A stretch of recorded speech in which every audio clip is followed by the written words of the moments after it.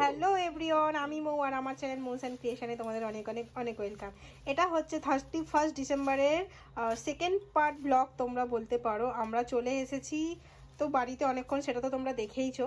আর এটা হচ্ছে রাত্রিবেলা আমরা এই চারজন মিলে একটু মানে ফিস্টির মতো করছি আর কি। জানি খুব কমই লোকজন, তো এখানে দেখো সব কিছু প্রিপারেশান চলছে এখন। এখানে ধনেপাতা কি কি হবে না হবে সবটাই তোমাদের সাথে দেখাবো। আর এখানে ইনি হচ্ছে এখন চিকেন পরিষ্কার করছে, তাই তো। হাউ ইজ দ্য জোস? Good good. তো এখানে এখন তোমরা দেখতেই পাচ্ছ চিকেনে ভরে ভরে মশলা লাগানো হচ্ছে। তো কি হবে সেটা তো তোমরা বুঝতেই পারছো, একটা গোটা চিকেনে মশলা লাগানো হচ্ছে মানে সেটা কি হবে। হ্যাঁ, তোমরা ভালো ঠিকই গেস করেছো, এটা হবে চিকেন তন্দুরি। তো ভাবলাম বছরের শেষটা এইভাবেই মজা করে কাটাই। আর ওইদিকে আমি কড়া বসিয়ে যেটা রাত্রে খাওয়া হবে ওই তরকারিটা করে নিচ্ছিলাম। তো দুজন মিলে এখন হাতাহাতি করে নিচ্ছি। আর তোমরা তো সকলেই জানো তাপস অনেক ভালো রান্না করে, তো ও এই চিকেনের ব্যাপারটা ও বুঝে নেবে। বাদবাকি আমরা তো সবাই আছি ওকে হেল্প করার জন্য। আর দেখো, আমার তো দেখেই লোভ লাগছে, এত সুন্দরভাবে ভরে ভরে মশলা লাগাচ্ছে।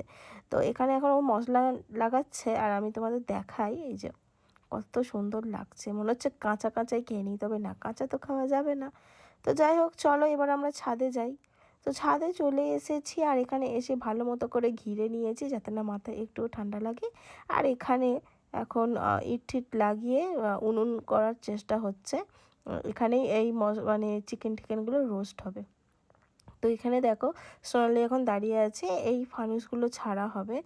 তো সে কারণে আর এখানে অনেক কিছু রাখা আছে যেগুলো আমাদের ছাদের মধ্যে আমরা ভেবেছি করব আর কি।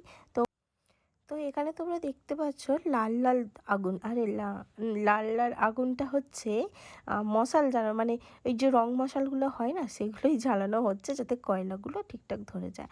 আর এখানে অনেক চেষ্টার পরেও আগুন তো ধরছেই না। আর ওদিকে আমি আর সোনালি বসে বসে একটু সবুজ কড়াই ভাজা খেয়ে নিচ্ছি। মুখ তো জ্বালাতে হবে, তাই না? দেখতে দেখতে অনেকটাই টাইম হয়ে গেছে। আর এখানে দেখো এটা হবে চিকেন হরিয়ালি কাবাব। তো অল্প অল্পই করা হচ্ছে কারণ আমাদের লোকজন কম, সেই কারণেই। আর এইদিকে আমরা সব ফানুস ওড়ানোর প্রস্তুতি করছি, মানে ফানুসগুলো ওড়ানোর চেষ্টা করছে। এখনও 12টা বাজতে কিছুক্ষণ বাকি আছে।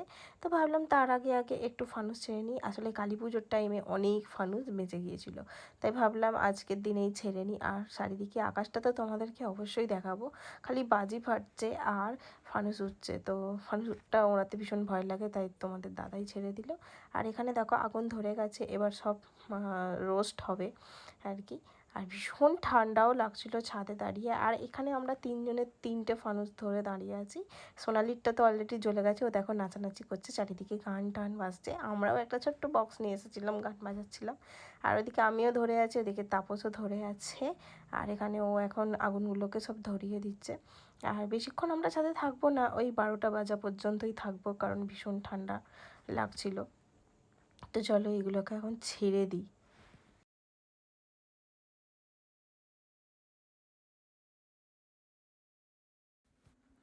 তো তিনজন মিলে 3টে ফানুস ছাড়বো, দেখতে ভীষণ ভালো লাগবে।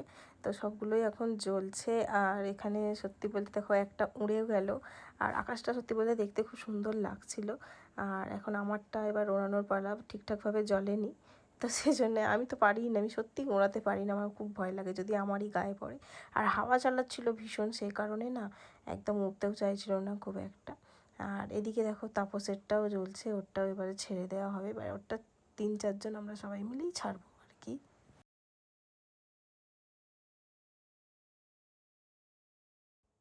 আর এখানে এখন উনি ফানুস দিয়ে এখন ওনার ছবিও তুলে দিতে হবে, ভিডিও করতে হবে।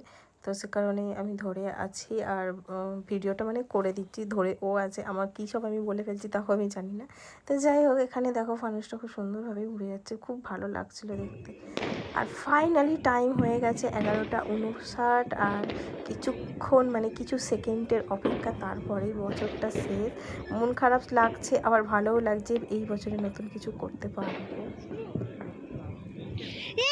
Happy new year! Happy new year. ভাই কোন দিকে তাকাবো?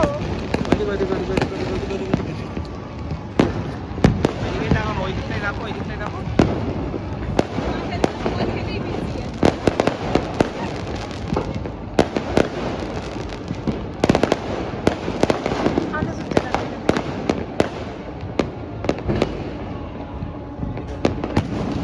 এখন চারুদিকটা দেখাই, চারুদিকটা কি দারুণ লাগছে। সবাইকেই জানাই happy new year.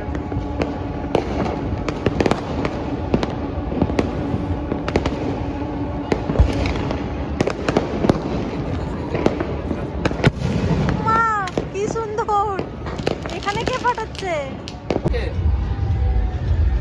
Happy new year. তাই তো সেখানে এটাই আমরা এই new year happy new year. Happy new year. Happy new year. এরকম হবে হ্যাপি নিউ ইয়ার।